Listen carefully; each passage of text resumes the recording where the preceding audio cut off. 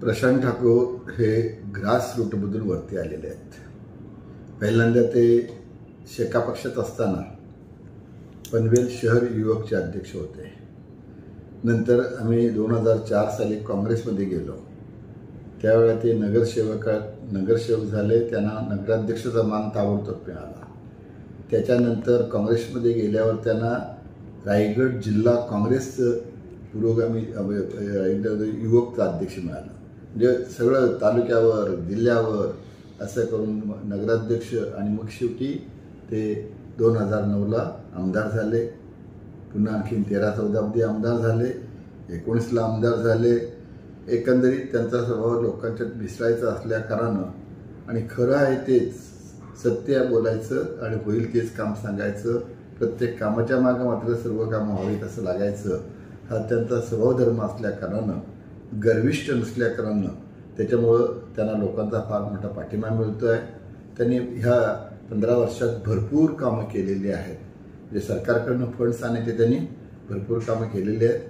त्याच्यामुळे लोकांचा उत्स्फूर्त असा पाठिंबा मिळतो आहे। त्याच्यामुळं मला वाटते की साधारणतः ह्या निवडणुकीमध्ये सहजगत्या त्यांना विजय मिळू शकेल। प्रशांत ठाकूर जो आहे ना, तर प्रत्येक निवडणुकीला त्याच्या वाढदिवसाला हा इथं येऊन माझ्या पाया पडणं, त्याच्या आईच्या पाया पडणं हे नेहमीचे रीतिरिवाज आहे। आणि त्याच्यामुळं गणपतीचं आपल्या तुमच्या सोसायटीमध्ये जे हे आहे ह्याच्या बाबतीत त्याचं इतका हे राहिलेलं आहे की फक्त निवडणुकीपुरतं नाही, ते इतर दिवशीसुद्धा कसलाही कार्यक्रम असला तर पहिल्यांदा जाऊन हे करतो, दर्शन घेतो, पाया पडतो आणि भक्तिभावानं ती पूजा करत असल्या कारणानं त्याच्यामागं मिडल क्लास सोसायटी असो किंवा बाकी असो, विशेष करून तर गणपती इथल्या दर्शन घेतलं तर ते सुद्धा त्याच्यावरती तरुण पिढीसुद्धा आता भरपूर आहे आणि त्याच्यावर वयस्कर जे म्हणतो आपण तर तीसुद्धा वृद्ध ज्येष्ठ नागरिकांना म्हणूया तर तीसुद्धा भरपूर आहे। आणि त्याच्यामुळं तो सहजगत्या त्याच्यात मिसळतो।